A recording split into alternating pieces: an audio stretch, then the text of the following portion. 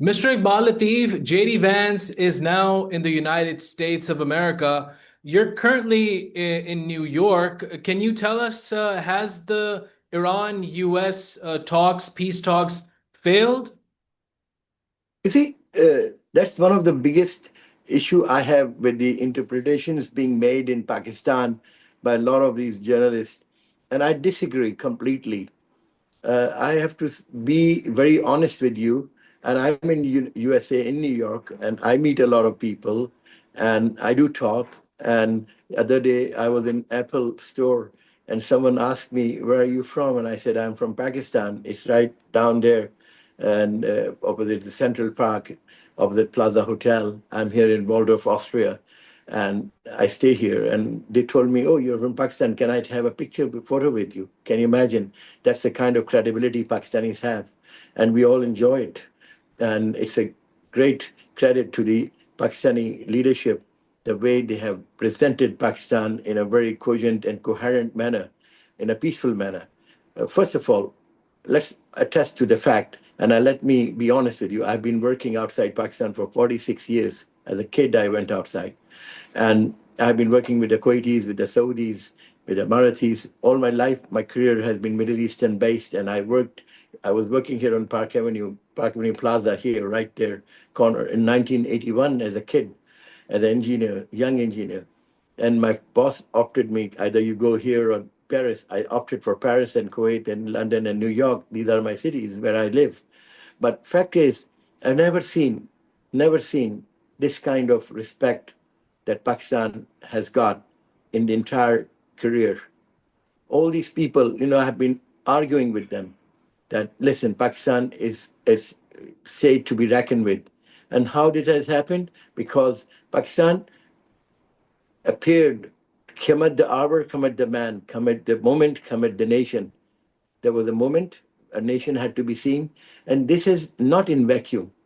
The very same people who are who were criticizing Pakistan military for all their life are today praising.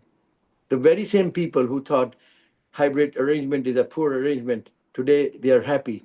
Reason being that the moment has arrived for Pakistan where we have been historically prepared for it. We were friends with China since 1971. Then we opened the doors.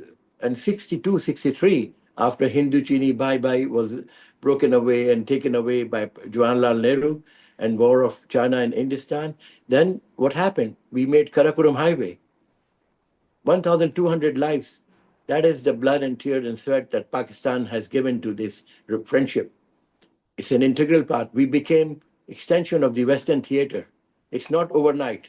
When Indian journalists come and say, how come Pakistan is in the room? Pakistan is always in the room. In 1971, it was in the room. So then in 1979, Soviets invaded Afghanistan. India became neutral. What did Pakistan do? Took a stand. Yesterday, I highlighted it to you. I don't know whether you broadcast that or no, but we were there in the room and we fought that war. And I've seen the mayor of Berlin presented a brick of the fallen, broken wall of Berlin to the Prime Minister of Pakistan for the contributions that Pakistan made in making Berlin free. The wall came down as a result of Politburo was totally shattered. 10 years of resistance. Some say, oh, we should have not done. Hindsight is 6 by 6. We did well. We were able to work with the Central Command. We were able to get Pakistan safe, Durand Line maintained.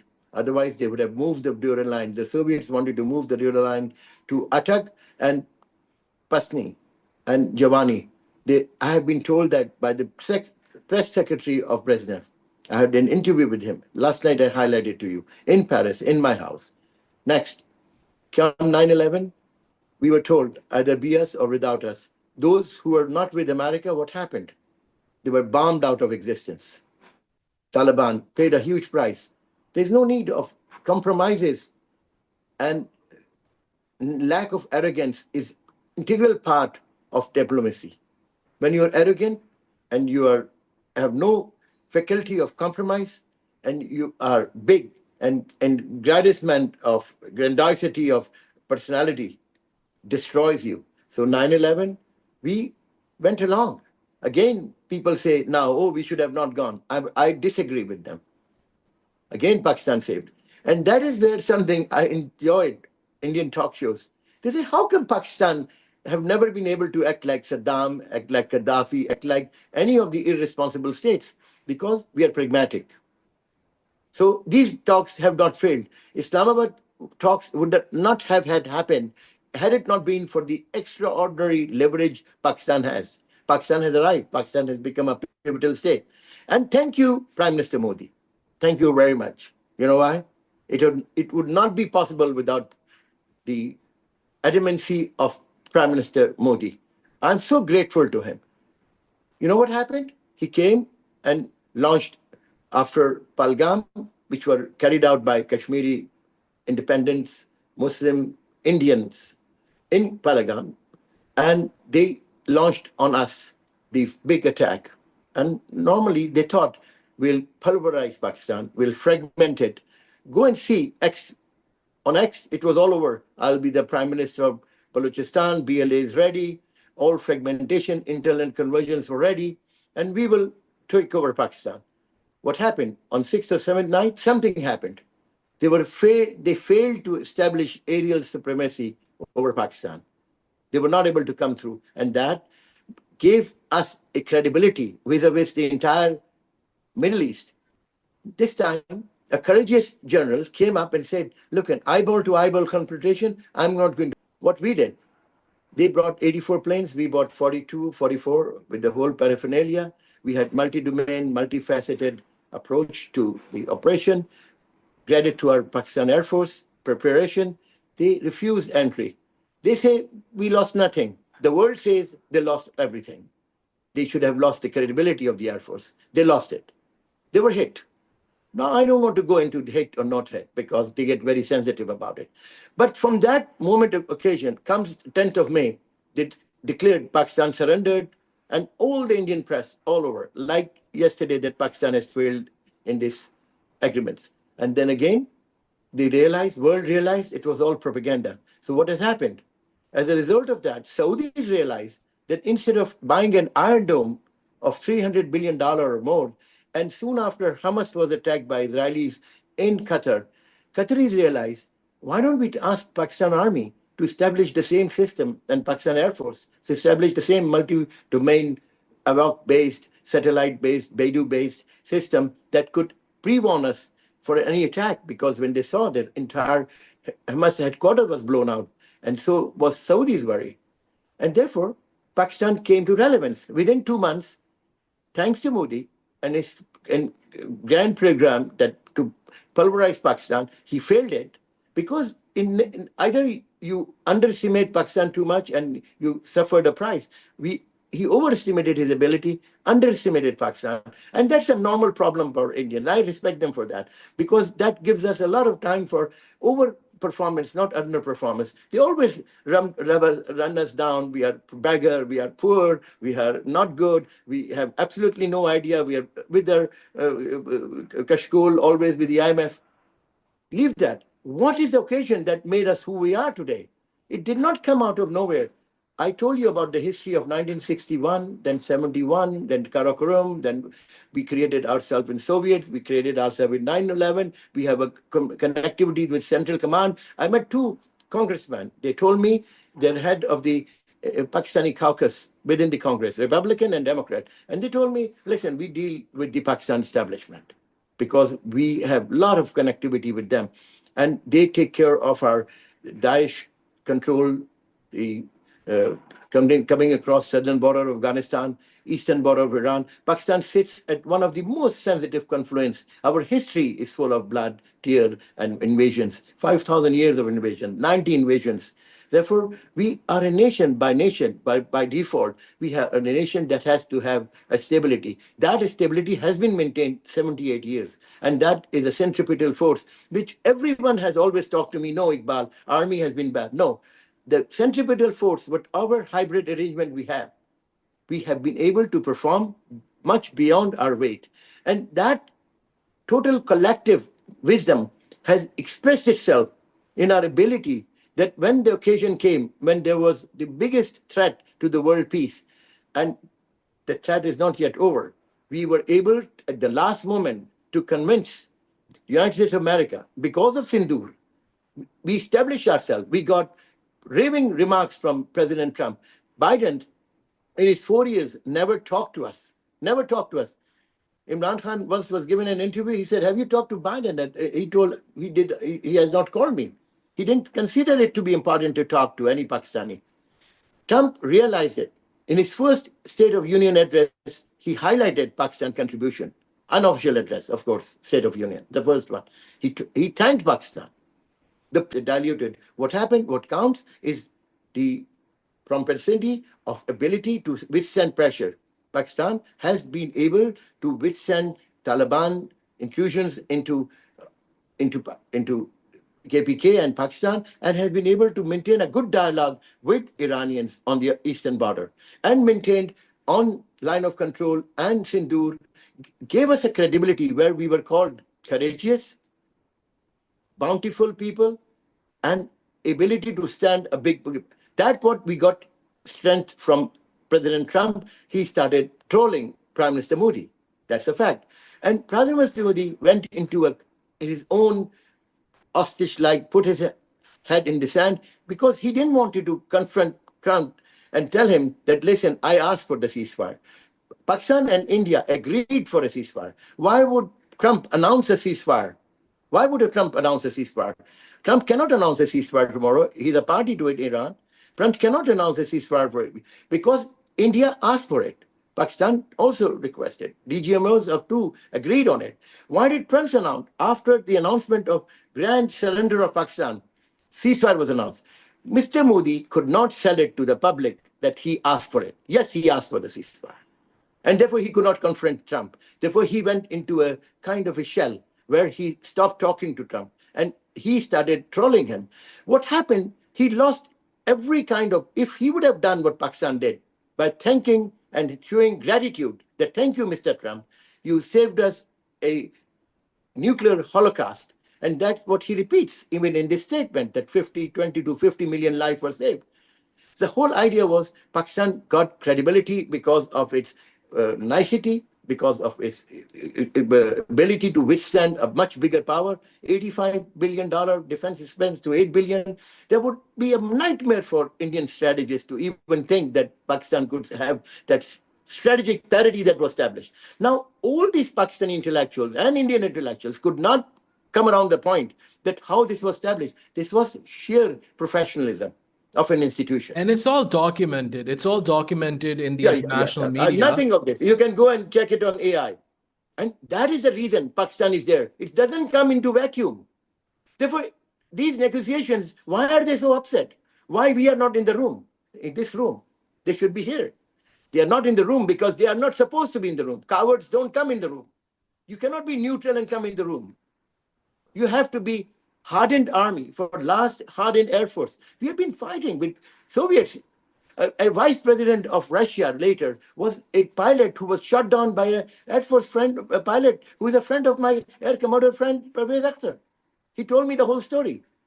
They've been fighting. They've been fighting in Middle East a donkey number of years with Syrians and Israelis. Israelis know Pakistani pilots. Pakistani pilots have been known as good fighters. Now, on night of Sindoor, 6th and 7th, it was all considered that we'll go, come back and all. 12 planes were locked, not 6, not 10. 12 were locked. I've been told by highest level. But whatever happened, that gave credibility to Pakistan. That gave credibility to Pakistan vis-a-vis Saudi Arabia, vis-a-vis UAE, vis-a-vis Qatar. And there was a mutual defense treaty, Article 5, NATO, means your defense and our defense are co-mutual. Here it is a $1.5 trillion economy with $110-20 billion of defense budget. Entrusting Pakistan with the responsibility of its defenses. Yesterday, Pakistani F-16s are there in Eastern Province in Tehran, King Abdulaziz base, right facing Shiraz. To tell them that, listen, war is not an option. I want to bring this. On the other hand, speaking of the Saudis, no, let me finish. Pakistan is there on the table because of this historic background. It's not on the table because of default. It's not a postman. It's not a career. Pakistan convinced Iranians.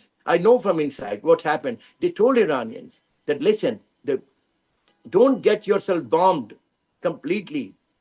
Don't go on the way that 9/11 Mullah Omar did. He refused to give Osama bin Laden that he's my guest. And what happened? He was bombed out of extinction for 25 years. They're still suffering. He said, don't do that. If your infrastructure is destroyed, that is another $500 billion loss. Your entire weaponized infrastructure of defense has been completely destroyed. There's no point in destroying yourself again. And that has been my point. Always negotiations are better than self-invited destruction. They did not listen. First time, this time they listened. And also, Chinese convinced them, IRCG, they convinced them that, listen, it's better to talk. So why Islamabad talks have not failed? First of all, credibility of Pakistan is as a pivot between Turkey respects Pakistan. Egypt respects Pakistan. First time in the entire history, I've been a student of strategic studies, and I've never seen something like this. Therefore, I was laughing all the time when these people sitting there and talking about Pakistan has lost credibility. Pakistan has developed post-Sindoor an extraordinary capability. The same hybrid system people condemn was reason of it, because here politicians as well as the military, as well as the Air Force, as well as the Navy were in one page. On one page, they came back with a solid answer. And that is the reason we are in the room. And why Modi is out of the room? Because with only 76 medals, with all his travel all over the world, what has happened is he has no friendship with Trump, no opening with Saudi Arabia, but motherland, fatherland remark just 2 days before the trip and destruction of Tehran, that created lack of respect for Indians' position. And then, worse of it, no, absolutely over some stones and Tibet and Askai Chan, they have maintained a aggressive Quad policy that we are against a bulwark against China. He was Now you exposed. said that the talks have not failed. Are you looking at some sort of an understanding in the near future, or are you looking at some sort of a war which is going to happen again between the US and Iran? How do you predict the future? I predict the future very good. In my personal opinion, the biggest credit that Pakistan, one of Islamabad talks they should get is ceasefire is still being maintained.